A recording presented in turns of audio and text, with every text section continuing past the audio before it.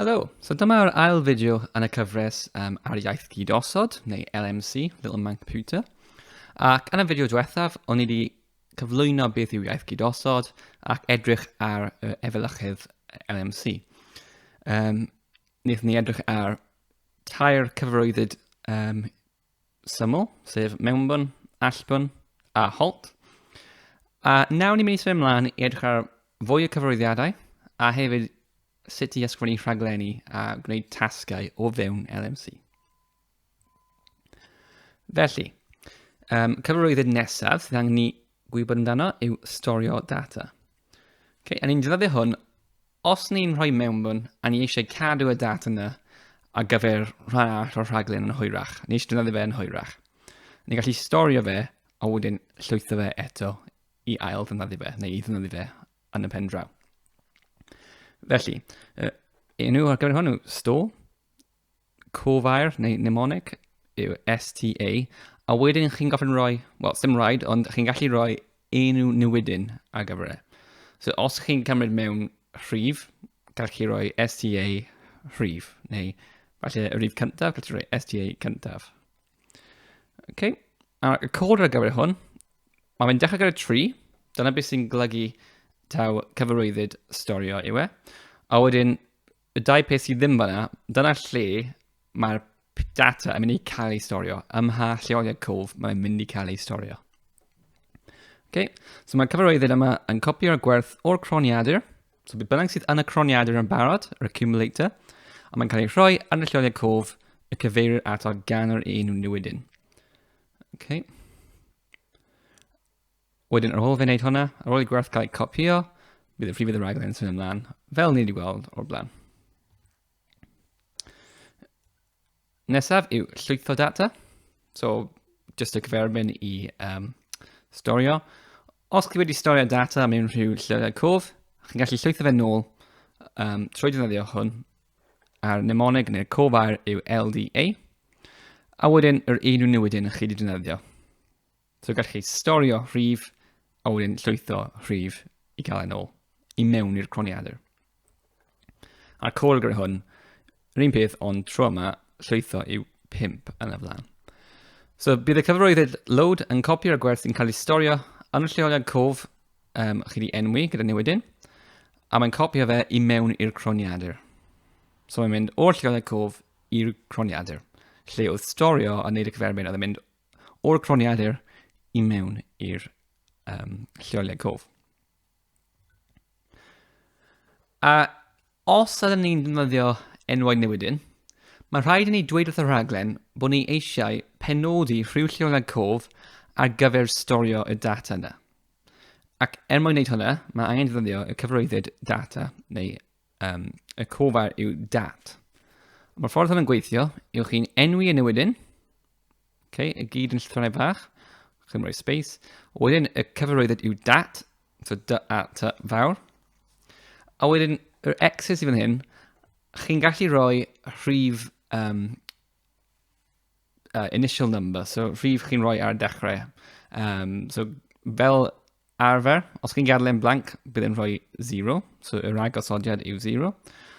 Ond os chi eisiau rhoi gwerth cychwynnol, chi'n gallu rhoi unrhyw rhif 3 digit ar ôl y dat. Felly, beth sy'n digwydd ar ôl chi'n neud hwnna? Ar ôl i'r lleoliad y cof cael ei neilltio, so reserved neu penodi, bydd rhifydd y rhaglen yn symud i'r lleoliad cof nesaf. Nawr, bydd rhain yn dod yn fwy amlwg pan ni'n mynd trwy rai o'r tasgau, ond gan i edrych ar hwn. Felly, ni wedi edrych ar y cod hwn o'r blaen. Bach yn wahanol yw ni'n storio fe ac yn y blaen. So, tro yma, ni'n mynd i storio rhyw mewnbwn, sydd yn mynd i bod yn rhif, o fewn newidyn o'r enw num. A wedyn ni'n mynd i printio, neu allbynnu'r data yna. Felly, yn Iaith Gydosod, yr un cod, byddwn ni'n cymryd mewnbwn, storio fe, mewn newidyn o'r enw num, llwytho fe eto, a wedyn allbynnu i'r blwch allbwn, a gorffen y rhaglen. Ac ar ôl y holl cod ni eisiau gweithredu, y peth olaf chi'n neud yn y rhaglen yw dyma lle chi'n enwi y newid yna i chi'n defnyddio. So chi wastad yn rhoi y dat ar diwedd y rhaglen.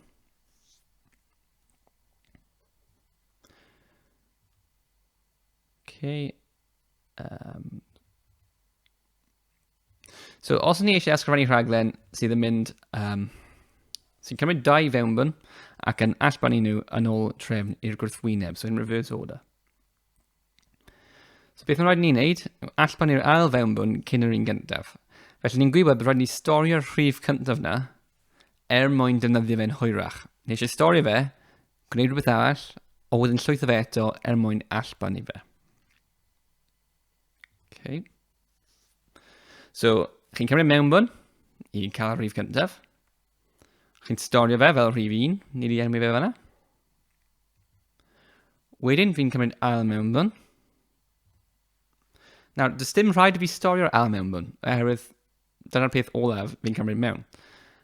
So, mae'r mewnbwn yn rhoi yn y croniadur, a wedyn, mae'n mynd syth o'r croniadur i mewn i'r blwch allbwn. So, dim rhaid storio fe yn y cof. Ond, oherwydd mae'r rhif yn y croniadur ar y funud, yn yr ail rhif, mae rhaid nawr cael y rhif gyntaf yn ôl. So, ni wedi storio fe i ffwrdd yn y lleoliad cof, ni'n gallu llwytho fe eto. So, llwytho rhif 1 o'r lleoliad cof na, a wedyn allbannu y rhif. A dylwn ni cael halt ar diwedd, ond mae'r person sydd wedi creu y sleid yma wedi anghofio. Felly, gawn ni ceisio wneud tasgau. So, pan fi'n mynd trwy hwn, fi'n credu bydd yn syniad bod chi'n edrych ar hwn nawr, ceisio wneud y rhaglen eich hunan, so gwasgu pause, a wedyn dod nôl i'r fideo, a byddai'n mynd trwyddyn nhw. Felly, os chi eisiau ceisio gwneud y tasgau nawr, a wedyn byddai'n mynd trwyddyn nhw gyda chi.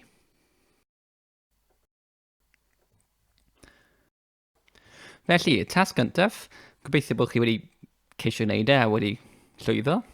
So, mae rhaid i fi creu rhaglen sy'n cymryd ac yn storio 2 fewnbwn gan y defnyddiwr ac yn allbannu'r mewnbwn cyntaf ac yn yr ail mewnbwn.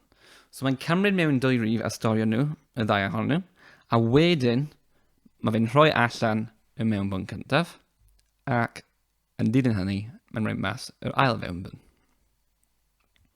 Felly, fi'n mynd i agor i fyny ein rhaglen LMC ni.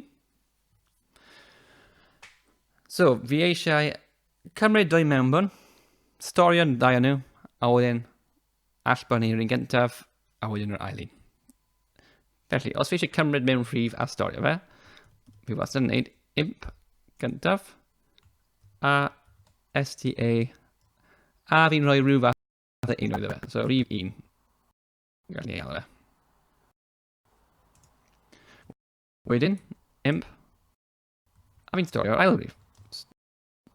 Rhif 2. Wedyn, fi'n mynd i gorfod rhoi allan yr rhif gyntaf. Nawr, ar y funud, os fi wedi gwneud hwn, beth sy'n digwydd yw y rhif diwethaf fi wedi rhoi mewn yw'r ail rhif. Felly dyna beth bydd mewn y croniadur. Ond fi eisiau llwytho y rhif gyntaf eto. Okay, so mae'n rhaid i fi gwasgu load rhif 1. Fi eisiau rhoi yn y blwch allbwn, so out. A nawr fi eisiau gwneud yr un peth gyda rhif 2. So fi'n gwneud load rhif 2 ac out. A dyna'r diwedd y rhaglen, so mae'n rhaid i fi rhoi halt. Ond, un peth arall sy'n rhaid i ni wneud, ar y funud, bydd y rhaglen ddim yn deall beth yw rhif 1 a rhif 2, beth yw'r symbolau yma. Dwi ddim yn deall beth fi'n meddwl gan nhw eto. Iawn, os fi'n trio crynhoi fe, gan ni weld beth mae'n gweud. Okay. So, ni heb diffinio beth yw'r label rhif 2, a'r un beth gyda rhif 1. So, mae gwall label gyda ni. So, mae rhaid i ni dweud wrth y rhaglen beth yw'r rhaid. Rhif 1, mae fe'n data, a sdim rhaid i fi roi gwerth cychwannol iddo fe, ond yr un peth rhif 2. Mae hwn hefyd yn data. A mae hwn yn dweud wrth y rhaglen mae rhaid i chi cadw lle yn y cof ar gyfer storio data o fewn ein rhaglen ni. Iawn? So chi'n gweld mae'n mynd rhoi 0 fel yn automatic fel yn gwerth cychwynnol. Felly, gawn ni rhedeg y rhaglen. So fi wedi cywain 901, mae eisiau mewnbwn, y rhif gyntaf. Fi'n mynd i roi mewn gwerth o 45. A byddwch chi'n sylwi, mae fe wedi storio y rhif 45 yn y blwch yma, 9. Ac os chi'n cyfru 0, 1, 2, 3, 4, 5, 6, 7, 8, 9, a fi'n edrych ar y llinellau, 0, 1, 2, 3, 4, 5, 6, 7, 8, 9, mae y llinell ni'n rhoi y cod yma mewn, dyna yw, mae'n cyfateb yn union gyda y blwch neu'r lloliad cof ni'n rhoi y data mewn. Okay, nawr byddwch chi'n gweld, her mae'r rhif 2 yw'r 10fed llinell, bydd yn mynd cael ei storio o fewn y lloliad 10. So, 23. Okay, mae wedi storio. A nawr mae'n dechrau allbynnu rhifau. So, nath e roi mas 45 gyntaf, a wedyn nath e roi mas 23. So, dyna'r tasg cyntaf, a wedyn yr ail tasg, mae fe'n gofyn i ni i creu rhaglen sy'n cymryd ac yn storio 4 mewnbwn gan y defnyddiwr a bob amser yn allbynnu'r trydydd mewnbwn. So, dim ots am y 3 arall, jyst y trydydd mewnbwn ni eisiau. Ond mae rhaid i fi cymryd 4 rhif i ddechrau gyda. So, gan i ail ddechrau hwn. So, fi angen mewnbwn. A mae'n gweud fi angen storio pob un. So, os fi'n cael mewnbwn a storio, mae rhaid i fi wneud hwn bob tro.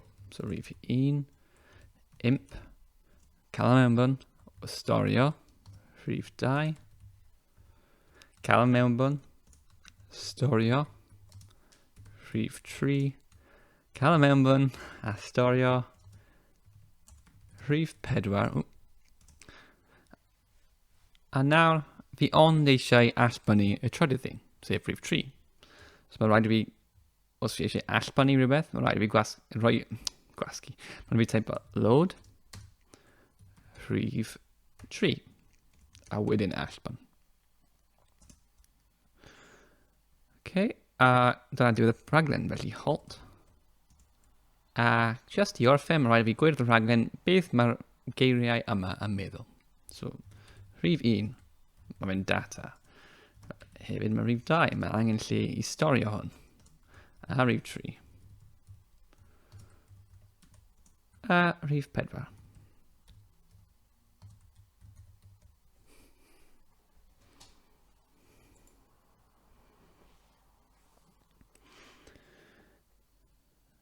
Felly, gan i rhedeg e.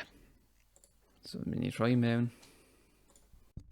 Wel, gan i rhoi 1, 2, 3, 4. A dylwn ni gweld bod y allbwn mae'n rhoi allan yw 3. Okay. A mae'n wedi stopio. So mae wedi cymryd 4 rhif mewn, mae'n gallu gweld nhw, mae'n wedi cael ei storio hefyd mewn 1, 2, 3, 4. A wedyn mae fe ond wedi rhoi allan y trydydd un, sef 3. Iawn, dyna'r ail tasg wedi wneud. Trydydd tasg. Creu rhaglen sy'n cymryd 3 mewnbwn ac yn ei hallbynnu yn ôl trefn y gwrthwyneb. So ni'n cael 3 mewnbwn a wedyn rhoi allan yn reverse order. So mae angen 2 mewnbwn arno fi. So dim angen 4 rhif. Ond gaf i just ail wneud popeth eto. So, rhaid fi cymryd mewn rhif 1. So input a wedyn store. Imp store rhif 2.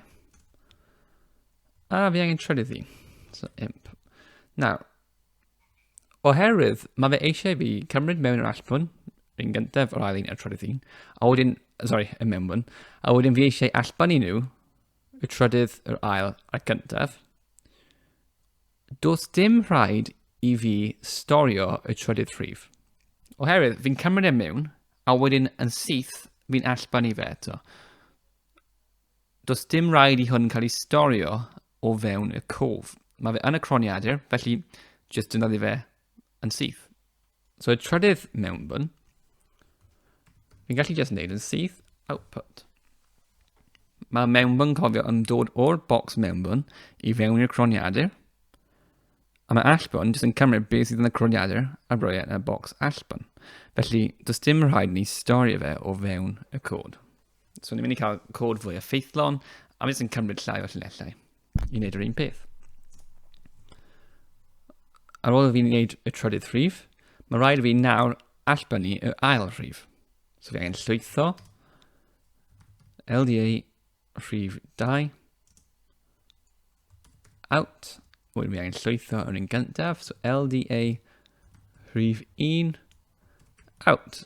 A dyna diwedd y rhaglen, felly halt.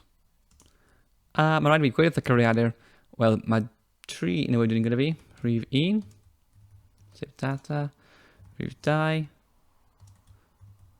dat, a rhif 3, dat. A dim angen unrhyw gwerthoedd cychwannol. Felly gawn ni weld. Dwi'n rhedeg y rhaglen. Fi'n mynd i roi mewn. Gan i wneud 4, 5, a 6. A dyna ni gweld bod y allbwn nawr 6, 5,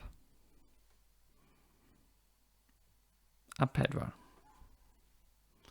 Nawr fel arfer, fi ddim yn... Fel arfer mae y bocs allbwn yn dechrau gyda'r un gyntaf, a wedyn mae'n mynd dechrau rhestru nhw ar ôl i gilydd. Mae hwn yn mynd i'r... mynd i'r peth opposite i ddweud y gwir. Felly falle yn y dyfodol byddai'n troi hyn o gwmpas, fel bod yn dangos 6, 5, 4, pan mae fe'n rhoi e allan, os ti'n deall beth fi'n meddwl. Okay. Felly, dyna yw sef chi'n ddefnyddio storio a llwytho o fewn LMC. So nawr ni'n gwneud 6 yn cyfarwydd gwahanol, ac yn y fideo nesaf, byddwn ni'n gwneud adio a tynnu hefyd. Okay, diolch am wylio.